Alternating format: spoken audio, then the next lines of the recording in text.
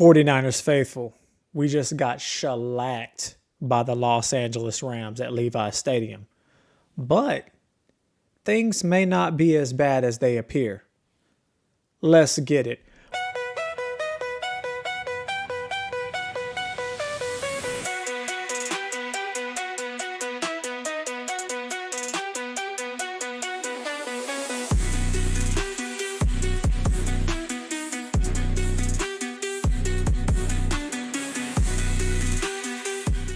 Welcome to the Cayman's Island podcast, where we talk all things San Francisco 49ers. I'm your host, David Cayman. And in today's show, we're going to be breaking down and discussing the beatdown that the 49ers received at Levi Stadium at the hands of the Los Angeles Rams, 42-26. Now, I really feel like there's going to be a really big silver lining, even though we lost this game. If you had an opportunity to watch my preview show for this game, I felt like this was exactly how things were going to turn out. I thought the Rams were going to come in here, absolutely take care of business, show that they're the healthier team.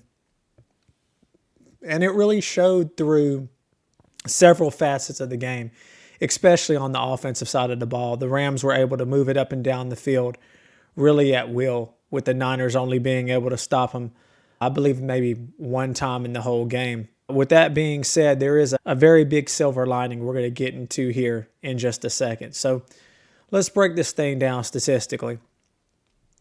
When you look at the Rams side of the ball, Matt Stafford was 24 of 36, 280 yards, 4 touchdowns. I believe he was sacked one time in this game. Even rushing the ball, man, they were able to do what they wanted to. You got the team as a total had 126 yards rushing. You had Blake Corum, 56 yards, 4.3 yards a tote. Then you had Williams, 73 yards, 2 touchdowns on the day. So we gave up 6 offensive touchdowns. Could not hold these guys to field goals like we did in the first contest on the road. And then the big situational plays. There was a call that was made. We ran the ball laterally. I would have really liked to have seen us have something more up the middle, maybe even with Brian Robinson running the ball, but we decided on 4th and 1 to try to run outside with Christian McCaffrey, and that got blown up. And that was a big momentum shift. In this game, the Niners were already down 21-0 before you could even blink. Now, I will say, when the Niners went down, I felt the whole time, some way, shape, form, or fashion, they were going to get back into this game and really make it a game. I would have liked to have seen when it was 21-7, we were trying to drive down the field. If we could have gotten a field goal there right before halftime, that would have been really impactful, I think. Maybe even could have made the game a little closer. But at the end of the day, the Niners couldn't stop a running faucet in this game. The Rams were able to do what they wanted when they wanted. I was very disappointed in the secondary, guys. The safety play in this game was, man, it was sad at certain points in the game. I think the 49ers in the offseason really need to take a serious look at maybe even bringing in a serious free agent when it comes to safety, because what we have right now, and I like some of the young guys. There are going to be some growing pains. Secondary playing safety at the NFL level is not something that you usually just master day one coming in as a rookie. And like I said, these guys weren't taken in the first round either, right? They've done some good things. Unfortunately, they got exposed.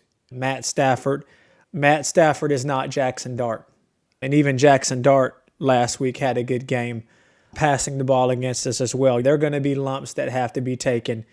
But in the offseason, I feel like the Niners really need to take a serious look at getting a veteran, solid safety presence to help out that safety room.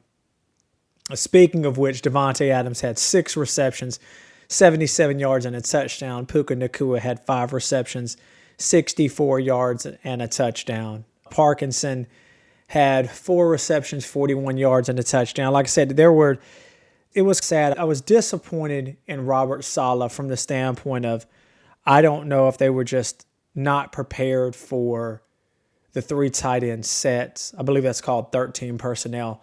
Maybe they just weren't prepared for that. I thought of all human beings on the planet that Robert Saleh could have made some adjustments to maybe slow some of that down. And the reality is, guys, maybe just the personnel is not in the building. That could be the case too. I feared that the loss of Mykel Williams was going to rear its ugly head from the early start of this game. And man, did it ever. There was just no one setting an edge at all in this game. And it really got difficult to watch at times. And a lot of folks want to beat up on Mykel Williams because Mykel didn't have the statistical sacks or the tackle numbers that you would like to see from somebody taken so high in the draft. And look, yes, I would have loved Mykel Williams to have had 6 sacks and not be injured coming into this game. But the reality is that man's out for the season with an ACL injury. And he did an outstanding job all season setting an edge. And I hope that you guys can see that and put some respect on that man's name, praying for a swift recovery for him so he can get back in here and help these Niners out, man, because they definitely need it. Now, my opening line of this show was, yes, we got beat. It was bad. But there is a big-time silver lining. And if we're being honest, if we are faithful, if we are looking ourselves in the mirror, so to speak, of our fanhood and being objective here, the reality is that the Rams are a better football team at this stage with all the 49ers injuries. And the Seahawks are a better team at this stage with the amount of injuries now that the Niners have faced.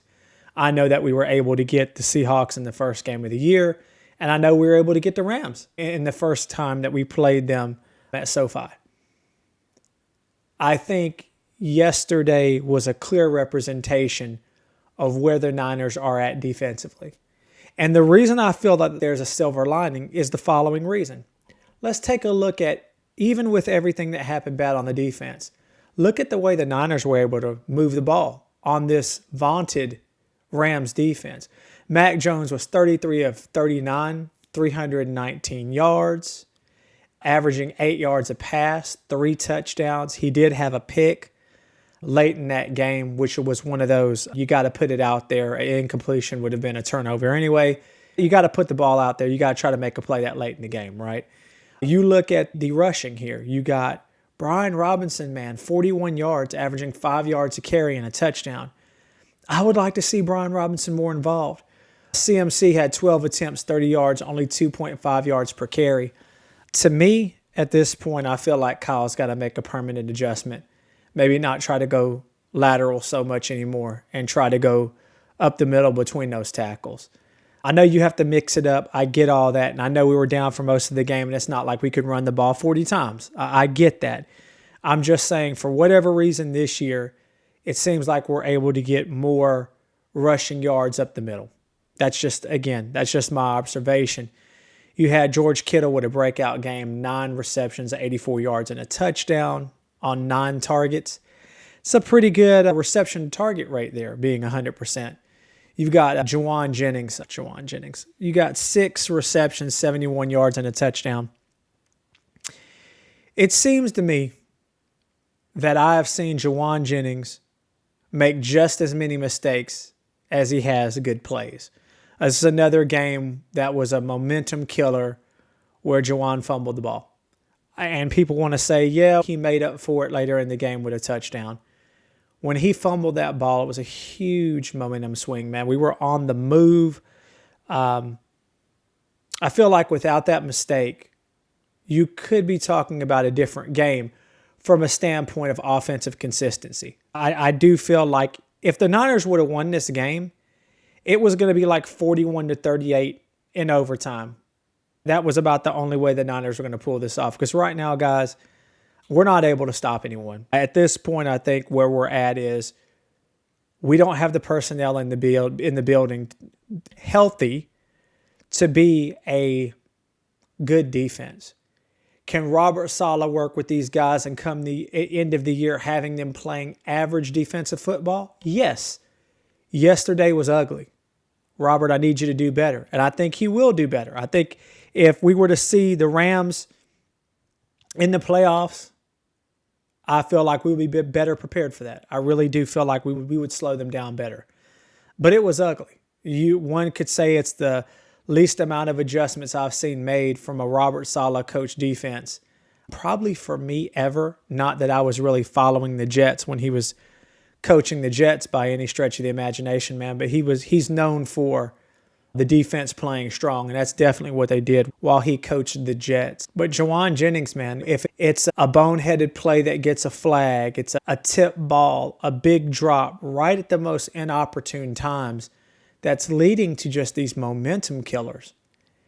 And for me, I like JJ. I like the toughness. I like his tenacity, but even his blocking seems like it's taken a step back this year. I don't want to say this because it sounds probably mean, but I'm looking forward to JJ getting a fresh start somewhere else. And maybe that's what it is. Maybe there's some feelings there still that he's harboring in his heart over the whole contract situation.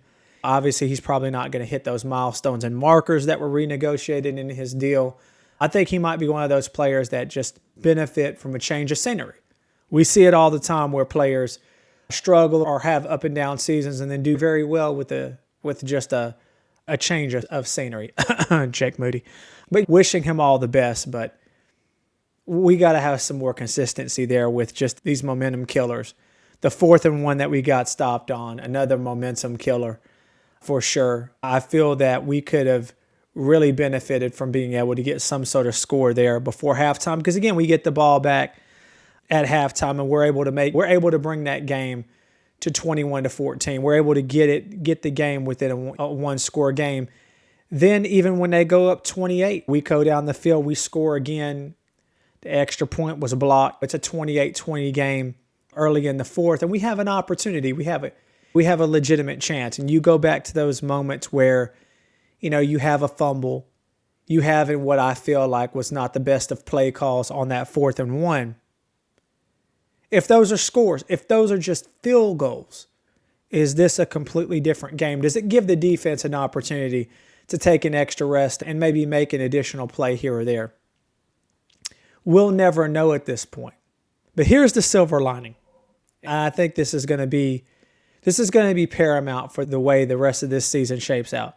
Mac Jones, again, has looked very good. Okay? Despite the end result score, you look at the way Mac has played, not having all of the weapons. I understand he has CMC, but it's not like CMC's averaging 6 yards a carry or anything like that. So he's got CMC that can catch everything out of the backfield, and that's good. And you have Jauan Jennings, and now you have a George Kittle. 9 receptions and a touchdown. That's a big deal.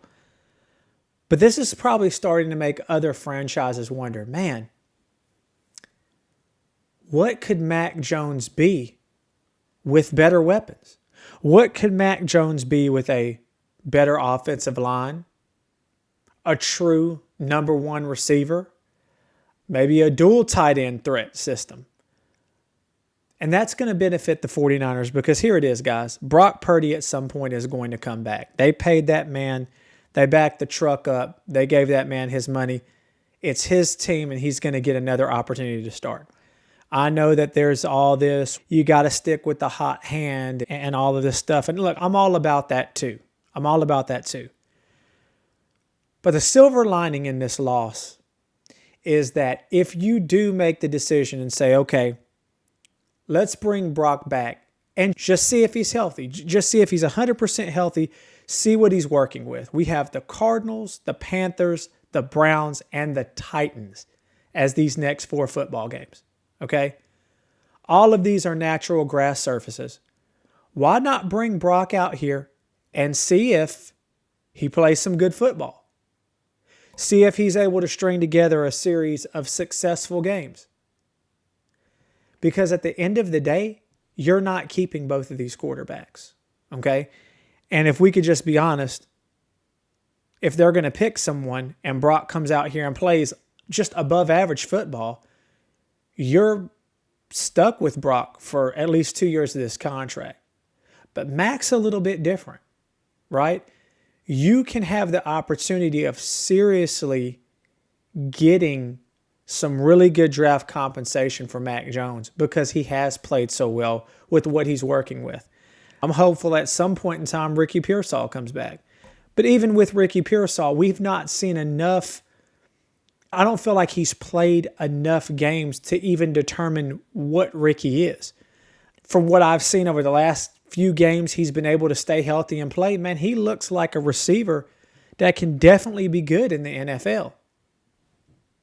But we can't keep that man out there for more than 3-4 weeks at a time without him missing half a season.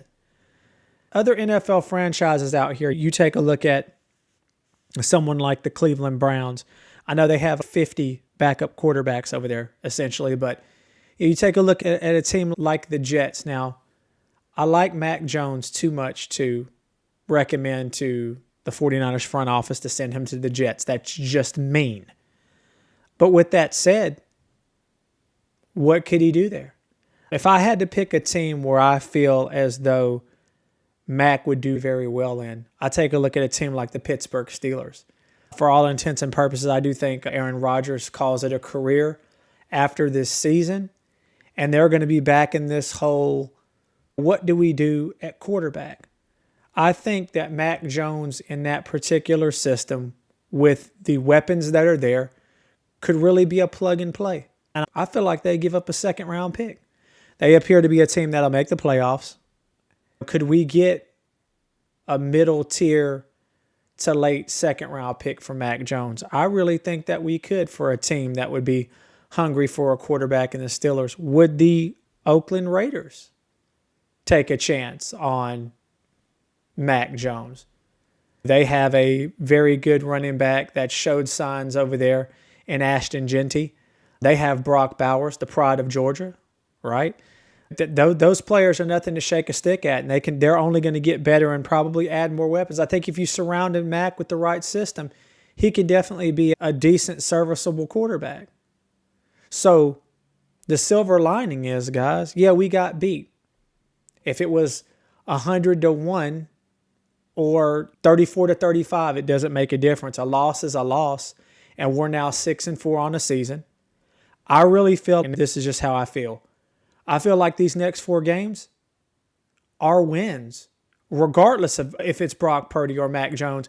And the 49ers are going to be sitting here at 10-4. Now, can we beat the Colts? I have no idea. Probably not, right? I'm not going to bet the farm that we'll beat the Colts. But let's just say we can't beat the Colts. Okay, so we take a loss against the Colts. The Seahawks beat us. We make the playoffs at 10-7. I feel like the silver lining of that is, guys, that it's a good thing because we barely make the playoffs, so we're not super high up there, because the reality is that this defense is not beating a serious team in the playoffs. It's just not, guys. Think about running into a Philadelphia in Philly in the cold, and they could probably just run the tush push every single play, and the Niners wouldn't be able to stop it. This defense is not beating an Eagles. This defense is not beating a Detroit Lions. This defense is not beating a Green Bay Packers. It's just not going to sustain or hold up. Again, like I mentioned last week, we're playing with house money here. I feel like we can still squeak into the playoffs with a wild card, and that'll give us an opportunity to see a quarterback play some playoff football to really understand what we're working with.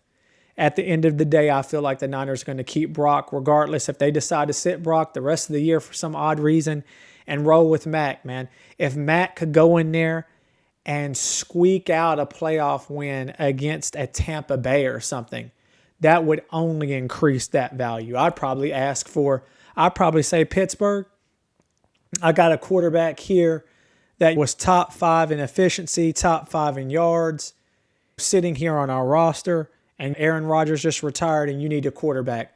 I'm going to need your first round pick, or I'm going to need a second and a fifth. So that's only going to benefit the 49ers, because the reality is, and I love Brock Purdy to death, and I do think he's a better quarterback than Mac Jones. I think he runs the offense more effectively and efficiently. But unless Brock Purdy's playing linebacker and Mac Jones is lining up at free safety, I don't know how far this team can go. And I've heard this before, and I've seen this before. When you make the dance, anything can happen in the playoffs. I absolutely agree.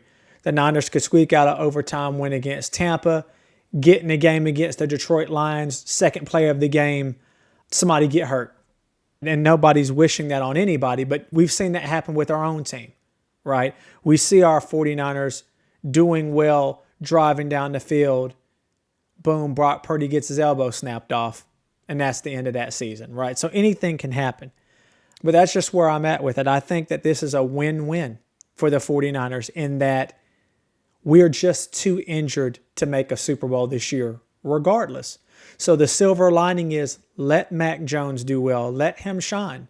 But it appears that the way we've been playing the backup quarterback situation is that it almost seems every single season we let the backup walk and then we pull in this backup project like a Sam Darnold and rejuvenate whoever the backup's career is. Hey, maybe we can get a Spencer Rattler. I'd like to see what Kyle Shanahan could do to improve the career of that guy or someone else in the league that's sitting there on the bench needing a second chance. One of the 47 quarterbacks that Cleveland has. Maybe we can get one of them guys and make them something as well.